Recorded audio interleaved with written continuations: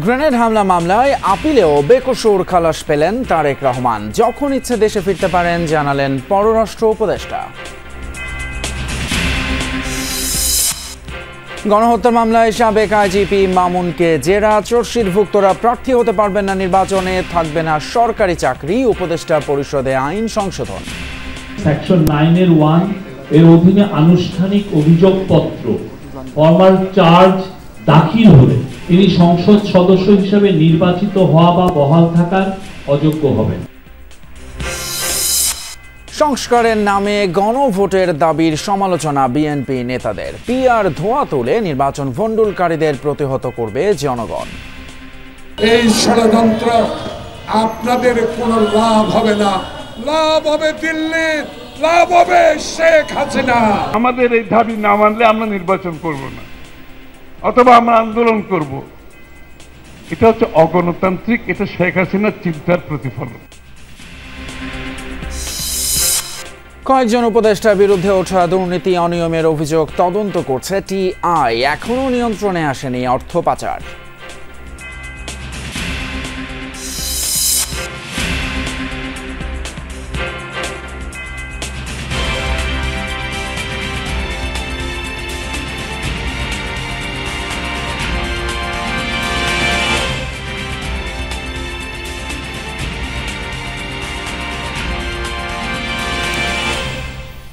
সবাইকে আমন্ত্রণ, যমুনা নিউজে আপনাদের সঙ্গে আছি আমি ফয়সাল তিতুমির। এতক্ষণ শিরোনামগুলো দেখলেন। 21 আগস্ট গ্রেনেড হামলা মামলার আপিলেও খালাস পেলেন তারেক রহমান সহ সব আসামিরা। আপিল শুনানিতে আসামিদের খালাস দেয়া হাইকোর্টের রায় বহাল রেখেছেন আপিল বিভাগ। রায়ের পর্যবেক্ষণে বলা হয়, মুফতি হান্নান সহ 12 আসামির স্বীকারোক্তিমূলক জবানবন্দি জোর করে আদায় হয়েছে, যা গ্রহণযোগ্য নয়। আইনজীবীরা বলেন, ন্যায় বিচারকে গুরুত্ব না দিয়ে এই মামলাকে রাজনৈতিক হাতিয়ার হিসেবে ব্যবহার করেছিল আওয়ামী লীগ। 21 আগস্টের নারকীয় এই ঘটনার মামলার পরবর্তী কার্যক্রমের সিদ্ধান্ত নেওয়ার ভার এখন রাষ্ট্রের। 2004 সালের 21 আগস্ট রাজধানীর বঙ্গবন্ধু এভিনিউয়ে আওয়ামী লীগের সমাবেশে হয় গ্রেনেড হামলা। নিহত হন আওয়ামী লীগের নেতাকর্মী সহ 24 জন। ওই ঘটনায় হরকাতুল জিহাদ নেতা মুফতি হান্নানের স্বীকারোক্তির ভিত্তিতে অভিযুক্ত হন 28 জন। আর তত্ত্বাবধায়ক সরকারের আমলে শুরু হয় বিচার। তবে 2009 সালে ক্ষমতায় এসে আওয়ামী লীগ নতুনভাবে তদন্ত শুরু করে। টানা 410 দিন টিএফআই সেলে নিয়ে পুনরায় স্বীকারোক্তি আদায় করা হয় মুফতি হান্নানের। সম্পূরক চার্জশিটে যুক্ত করা হয় তারেক রহমান, লুৎফুজ্জামান বাবর সহ আরও অনেককে। আলোচিত এই মামলায় 2018 সালে বিচারিক আদালত ফাঁসির দণ্ড দেন বাবর সহ 19 জনকে। যাবজ্জীবন হয় তারেক রহমান সহ আরও 19 জনের। কিন্তু 2023 সালের 1 ডিসেম্বর ওই রায় বাতিল করে হাইকোর্ট। রায় বলা হয়, সম্পূর্ণ চার্জশিট এবং বিচারের পুরো প্রক্রিয়াই ছিল বেআইনি। বৃহস্পতিবার সর্বোচ্চ আদালতের রায় টানল চূড়ান্ত সমাপ্তি। মুক্তি মিলেছে মামলার সব আসামির। আইনজীবীদের বক্তব্য, কখনোই এ মামলার ন্যায়বিচার চায়নি আওয়ামী লীগ। আবার প্রমাণিত হলো যে আইনের শাসন আছে, আর বিনা বিচারে অন্যায়ভাবে কাউকে ফাঁসি দেওয়া যাবে না, এটা আবার প্রতিষ্ঠিত হলো। যদি শেখ হাসিনা প্রকৃত অপরাধীদের বিচার চাইতেন, আইবি রহমানের বিচার চাইতেন, তাহলে হয়তো রাজনৈতিক জিঘাংসার বশবর্তী হয়ে জনাব তারেক রহমান সাহেবকে এই মামলায় অন্তর্ভুক্ত করতেন না। বাবরের আইনজীবীর দাবি, নির্যাতন করে আদায় করা হয়েছিল মুফতি হান্নানের দ্বিতীয় জবানবন্দি। এছাড়া 11 আসামির স্বীকারোক্তি স্বপ্রণোদিত ছিল না। আদালত বলেছেন, আর একটা অবজারভেশন ছিল হাইকোর্টের, যে মিনিস্ট্রি অফ হোমকে ডাইরেকশন দিয়েছিলেন যেন এটা প্রপারলি ইনভেস্টিগেট করা হয়। সেই ক্ষেত্রে বলছেন আপিল বিভাগ যে এটি সেপারেশন অফ পাওয়ার যে নীতি আছে, এই নীতিকে ভায়োলেট করে। এই জন্য রাষ্ট্র কি করবে, আদালত কোর্ট কি করবে, সরকার, এটি তাদের দায়িত্ব, কোর্ট সেটা ডিকটেট করবে না। এর মাধ্যমে 2 দশক জুড়ে দেশের রাজনৈতিক ইতিহাসে সবচেয়ে আলোচিত এই মামলার বিচারিক যাত্রার অবসান ঘটল। আসামিরা খালাস পেল, 24 জন নিহতের ঘটনার বিচার ঝুলেই রইল। যে এখানে একটি ঘটনা ঘটেছে, যারা ভিকটিম ছিলেন তাদেরও যেমন ন্যায় বিচার পাওয়ার অধিকার আছে, ঠিক একইভাবে যারা আসামি হবেন তাদেরকেও আপনি যেভাবে ইচ্ছা এভাবে সাজা দিতে পারবেন না। মাইনুল মারুফ, যমুনা নিউজ, ঢাকা। তার মধ্যে প্রধানতম অবজারভেশন, বিএনপির ভারপ্রাপ্ত চেয়ারম্যান তারেক রহমান যখনই চাইবেন দেশে ফিরবেন। এই তথ্য জানিয়ে পররাষ্ট্র উপদেষ্টা তৌহিদ হোসেন বলেছেন, এখন পর্যন্ত লন্ডনের বাংলাদেশ মিশনের পাসপোর্ট বা ট্রাভেল ডকুমেন্টের জন্য আবেদন করেননি তিনি। বৃহস্পতিবার বিকেলে পররাষ্ট্র মন্ত্রণালয়ের উপদেষ্টা জানান, তারেক রহমান আবেদন করলে পাসপোর্টের ব্যাপারে যথাযথ উদ্যোগ নেবে সরকার। তবে নিজ থেকে পররাষ্ট্র মন্ত্রণালয় এমন উদ্যোগ নেওয়ার সুযোগ নেই বলে জানান তিনি। তৌহিদ হোসেন বলেন, ইউরোপীয় ইউনিয়ন এরই মধ্যে নির্বাচন পর্যবেক্ষণে আগ্রহ দেখিয়েছে, তবে এ নিয়ে নির্বাচন কমিশন সিদ্ধান্ত নেবে বলেও মন্তব্য তার। বলেন, অংশগ্রহণমূলক নির্বাচন নিয়ে বন্ধু রাষ্ট্র এবং উন্নয়ন সহযোগীদের অবস্থান নিয়ে এখনই মন্তব্য করা অনুমান নির্ভর হবে। কেন কম পয়সা যেতে পারে? কারণ তাদের যে এজেন্টরা তারা তাদেরকে দেখুন, উনি কখন আসবেন সেটার সিদ্ধান্ত কিন্তু ওনার। আসার জন্য উনি এই দেশের নাগরিক, উনি আসতে পারেন যে কোনো সময়। আসার জন্য যদি তার ট্রাভেল ডকুমেন্টস নিয়ে কোনো সমস্যা থাকে সেটা আমরা সমাধান করব, কিন্তু সিদ্ধান্ত তো তার নিতে হবে। আমি জানি না এখন পর্যন্ত, বা অন্তত খোঁজ নিয়ে যদি করেও থাকেন সেটা আমার গোচরে আসেনি। বাট উনি যদি আসবেন, যখন আসতে চাইবেন, তখন তো তার পাসপোর্ট বা ট্রাভেল ডকুমেন্ট যেটাই দেওয়ার সেটা আমরা দিতে পারবো। পুলিশের মধ্যে গোপালগঞ্জ দ্বন্দ্ব থামাতেই চুক্তিভিত্তিক নিয়োগের সময়সীমা বাড়ানো হয়। রাষ্ট্রনিযুক্ত আইনজীবীর জেরার মুখে আবারও এই কথা জানান মানবতা বিরোধী অপরাধ মামলার রাজসাক্ষী সাবেক আইজিপি চৌধুরী আব্দুল্লাল মামুন। অবশ্য স্টেট ডিফেন্স বলছেন, স্বীকারোক্তি দিলেই মামুনের পার পাওয়ার সুযোগ নেই। প্রসিকিউশন জানিয়েছে, সেপ্টেম্বরের শেষে বা অক্টোবরের প্রথম সপ্তাহেই শেখ হাসিনা সহ 3 জনের বিরুদ্ধে শেষ হবে সাক্ষ্য গ্রহণ। রাজসাক্ষী হিসেবে 2 দিন আগেই ট্রাইব্যুনালে সাক্ষ্য দেন চৌধুরী আব্দুল্লাল মামুন। সেখানে উঠে আসে আওয়ামী লীগ আমলে গুম, হত্যা, নির্যাতন, নির্বাচনের কারচুপি সহ নানা বিষয়। বৃহস্পতিবার সকালে শেখ হাসিনা আসাদুজ্জামান খান কামালের বিরুদ্ধে মানবতা বিরোধী অপরাধের মামলায় রাজসাক্ষীকে জেরা করে স্টেট ডিফেন্স। এদিন শেখ হাসিনার জুলাই আন্দোলনের নির্দেশনা সম্পর্কিত প্রশ্ন করেন রাষ্ট্রনিযুক্ত আসামিপক্ষের আইনজীবী আমির হোসেন। জবাবে চৌধুরী মামুন আবারও বলেন, পুলিশ বাহিনীতে শৃঙ্খলা ছিল না। গোপালগঞ্জ দ্বন্দ্ব থামাতেই বাড়ানো হয় চুক্তিভিত্তিক নিয়োগের সময়। এছাড়া জুলাই অভ্যুত্থানে সাবেক প্রধানমন্ত্রী এবং তৎকালীন স্বরাষ্ট্রমন্ত্রীর সম্পৃক্ততার কথা পুনরায় বর্ণনা করেন। কিভাবে স্বরাষ্ট্রমন্ত্রী আসাদুজ্জামান খান কামাল সাহেবের বাসায় নিয়মিত বৈঠক করতেন তার বর্ণনা আবারও উঠে এসছে।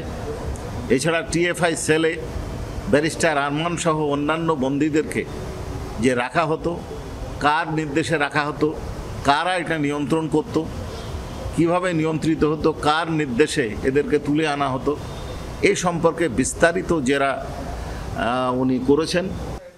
এ সময় প্রসিকিউশন জানায়, অক্টোবরের প্রথম সপ্তাহের মধ্যেই শেষ হবে শেখ হাসিনার বিরুদ্ধে সাক্ষ্য গ্রহণ। হয় এই মাসের শেষ সপ্তাহে অথবা আগামী মাসের প্রথম সপ্তাহে আমাদের প্রসিকিউশনের সাক্ষ্য গ্রহণ শেষ হবে।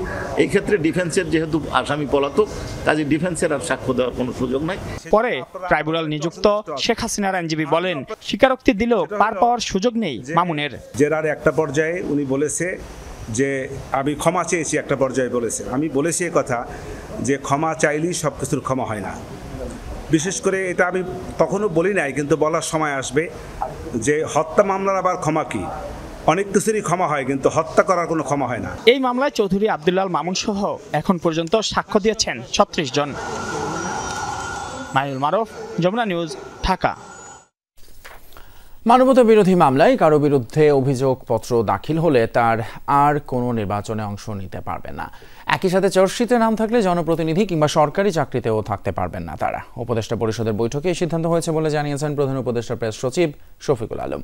বৃহস্পতিবার ফরেন সার্ভিস একাডেমিতে সংবাদ সম্মেলনে এসব তথ্য জানান তিনি। এ সময় প্রধান উপদেষ্টা ডাক ও টেলিযোগাযোগ বিষয়ক বিশেষ সহকারী ফয়েজ আহমেদ তৈয়ব বলেন, বৈঠকে টেলিকমিউনিকেশন নেটওয়ার্কিং লাইসেন্সের অনুমোদন দেওয়া হয়েছে। এতে মধ্যস্বত্বভোগীদের বাদ দেওয়া হয়েছে। জানান, দাম কমানোর বিষয়ে স্টারলিংকে পরিকল্পনা দিয়েছে সরকার।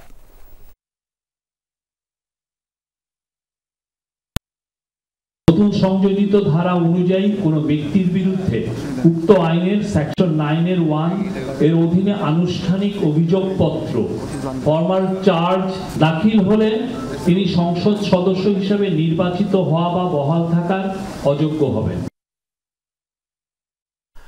নানা অজুহাতে নির্বাচন বয়কটের হুঁশিয়ারি দেয়া রাজনৈতিক দলগুলোর সাথে স্বৈরাচার শেখ হাসিনার পার্থক্য নেই, এমন মন্তব্য করেছেন বিএনপি নেতারা। বলেছেন, রাষ্ট্র ক্ষমতায় তারেক রহমানকে ঠেকাতেই নির্বাচন ভণ্ডুলের পায়তারা চলছে। 21 আগস্ট গ্রেনেড হামলা মামলায় সব আসামি খালাস পাওয়ায় সৃষ্টিকর্তার কাছে কৃতজ্ঞতা জানান বিএনপি চেয়ারপারসনের উপদেষ্টা জয়নুল আবদিন ফারুক।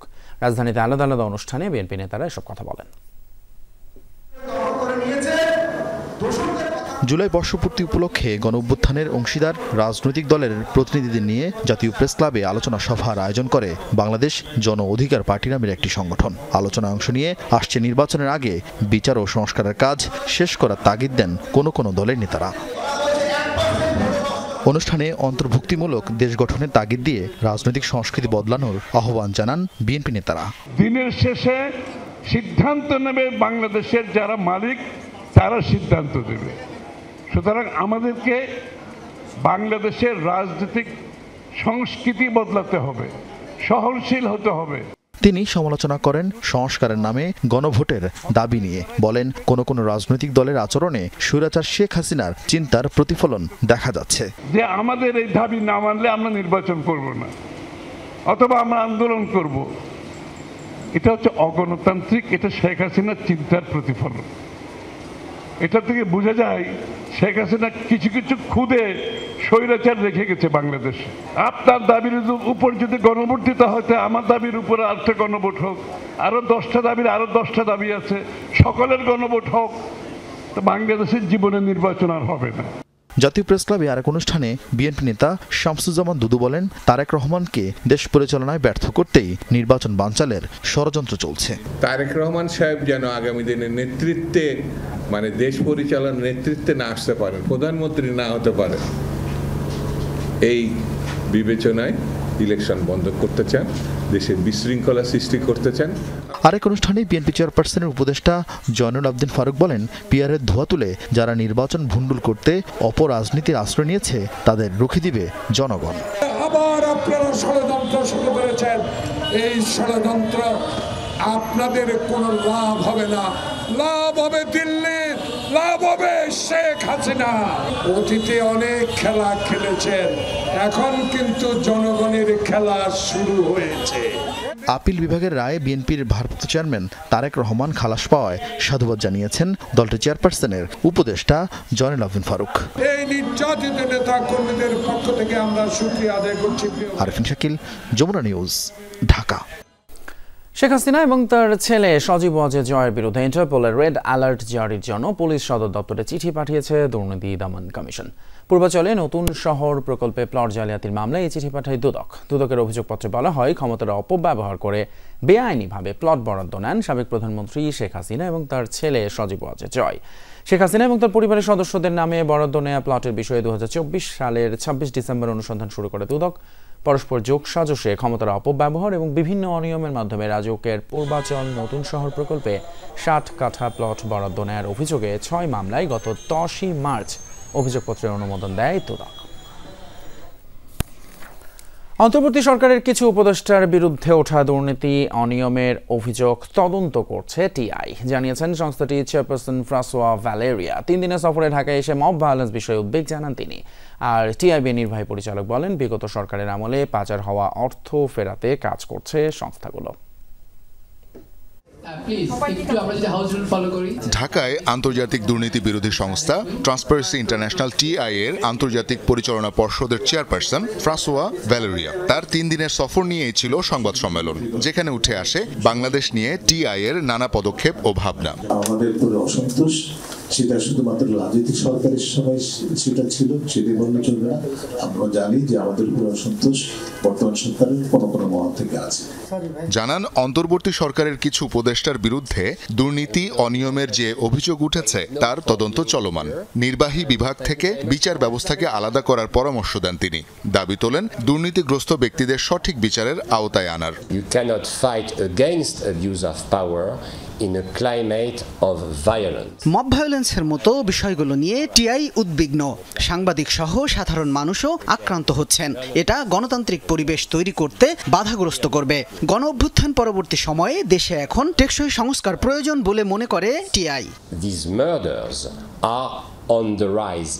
কিছুটা প্রতিরোধ হলেও অর্থ পাচার এখনো নিয়ন্ত্রণে আসেনি বলে জানায় টিআইবি। যদিও নতুন অ্যাক্টরের জন্ম হয় না সেটা আমরা বলতে পারবো না, বা হচ্ছে না সেটা আমরা বলতে পারবো না, সেটা আছে।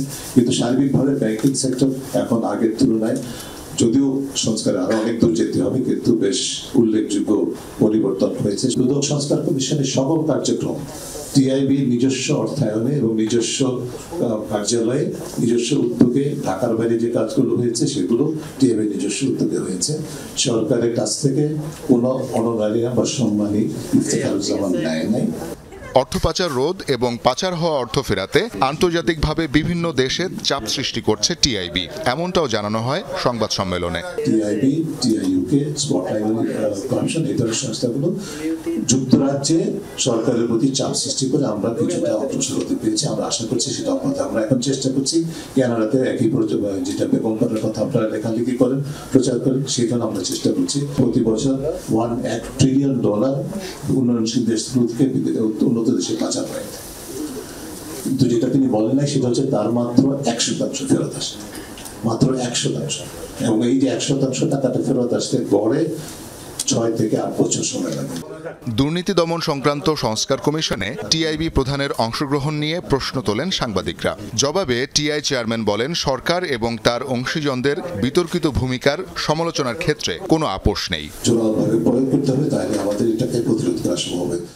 শওকত মঞ্জু শান্ত, যমুনা নিউজ, ঢাকা। ঢাকা বিশ্ববিদ্যালয়ের সাবেক ভিপি নুরুল হক নূরের উপর হামলা এবং গুরুতর আঘাতের ঘটনায় তদন্তের জন্য 3 সদস্যের তদন্ত কমিশন গঠন করে প্রজ্ঞাপন জারি করেছে মন্ত্রিপরিষদ বিভাগ। তদন্ত কমিশনে বিচারপতি আলী রেজাকে সভাপতি করা হয়েছে। সাথে আছেন স্বরাষ্ট্র মন্ত্রণালয়ের সিনিয়র সচিব এবং সশস্ত্র বাহিনী বিভাগের প্রিন্সিপাল স্টাফ অফিসার। তদন্ত কমিশনকে 30 কার্যদিবসের মধ্যে হামলার জন্য দায়ী ব্যক্তিকে চিহ্নিত করে তদন্ত প্রতিবেদন জমা দিতে বলা হয়েছে।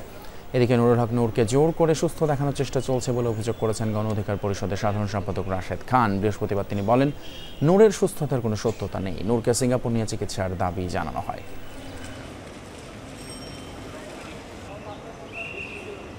গণমাধ্যমে যে খবর প্রচারিত হয়েছে নুরুল হক নূর পরিপূর্ণ সুস্থ, সেই খবর আসলে সঠিক নয়। তিনি পরিপূর্ণভাবে সুস্থ হননি। তিনি আগে যেরকম ছিলেন এখনো পর্যন্ত সেরকমই রয়েছেন।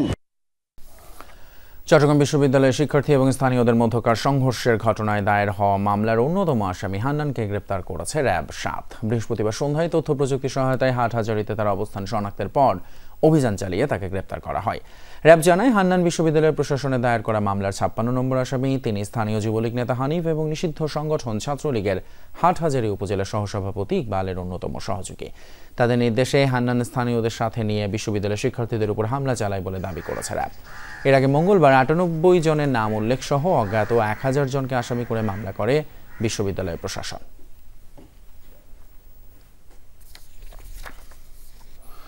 নারায়ণগঞ্জের রূপগঞ্জে ইউপি চেয়ারম্যান এবং আরেকটি অপহরণের মামলায় 6 জনকে গ্রেপ্তার করেছে পুলিশ। রূপগঞ্জ থানার ভারপ্রাপ্ত কর্মকর্তা জানান, বুধবার দুপুরে ডিবি পুলিশ পরিচয়ে অস্ত্রের মুখে জিম্মি করে গোলকান্দাইল ইউনিয়ন পরিষদের ভারপ্রাপ্ত চেয়ারম্যান নাসির উদ্দিনকে অপহরণ করে দুর্বৃত্তরা। পরে তার পরিবারের কাছে 5 লাখ টাকা মুক্তিপণও দাবি করে।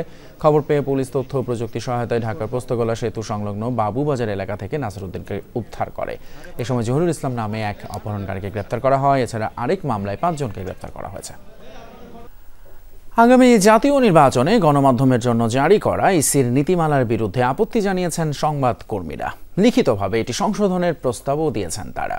জবাবে বৃহস্পতিবার ইসি বলছে, কমিশন সহ কেউই আস্থার সংকটের বাইরে নয়, এটা জাতীয় সংকট। সুষ্ঠু ভোট করতে গণমাধ্যম নীতিমালায় সাংবাদিকদের অবাধ বিচরণের জন্য যা যা করা দরকার তাই করা হবে। কমিশন বলছে, একটি অবাধ ও সুষ্ঠু নির্বাচন করতে হলে কমিশন এবং গণমাধ্যম পরস্পরকে সহায়তা করতে হবে। আরএফইডির প্রস্তাব যাচাই বাছাই করে গণমাধ্যম নীতিমালা প্রয়োজনে সংশোধন করা হবে, জানিয়েছে ইসি। আপনাদের দিক থেকেও আমাদেরকে সহযোগিতা করুন, বাস্তবতার নিরিখে যার যার অবস্থান থেকে, যাতে আমরা একটা ভালো নির্বাচন করতে পারি। ট্রান্সপারেন্ট ভোটের জন্য আপনাদের সহযোগিতা অত্যন্ত প্রয়োজন। আপনাদের যাতে সহজ হয়, অবাধ তথ্য হয়, আমরাও চাচ্ছি। কোনো অন্যায় প্রশ্রয় দেব না, ইনশাল্লাহ। ভুল হতে পারে, অন্যায় কোনো প্রশ্রয় হবে না। শেষ করব আন্তর্জাতিক খবর দিয়ে। আবারও শক্তিশালী ভূমিকম্পে কেঁপে উঠল আফগানিস্তানের দক্ষিণ পূর্বাঞ্চলের বিস্তীর্ণ এলাকা। বৃহস্পতিবার 6.2 মাত্রার ভূকম্পনে আফগানিস্তান এবং পাকিস্তানের সীমান্তবর্তী দক্ষিণ পূর্ব অঞ্চল কেঁপে ওঠে, যার জেরে 5.9 মাত্রার শক্তিশালী ভূকম্পনে কেঁপে উঠেছে পাকিস্তানের ইসলামাবাদ, রাওয়ালপিন্ডি, পাঞ্জাব এবং খাইবার পাখতুনখোয়ার বেশ কিছু শহর। হিন্দুকুশ অঞ্চলের 111 কিলোমিটার গভীরে উৎপত্তি হওয়া এই ভূকম্পনে কেঁপে ওঠে ভারতের নয়াদিল্লিও। এখনও পাওয়া যায়নি হতাহতের খবর। গত রোববার আফগানিস্তানে হওয়া 6 মাত্রার ভূমিকম্পে নিহতের সংখ্যা ছাড়িয়েছে 2200। এই ছিল আমাদের যমুনা নিউজের এখনকার আয়োজন। এতক্ষণ সাথে থাকার জন্য ধন্যবাদ আপনাদের সবাইকে।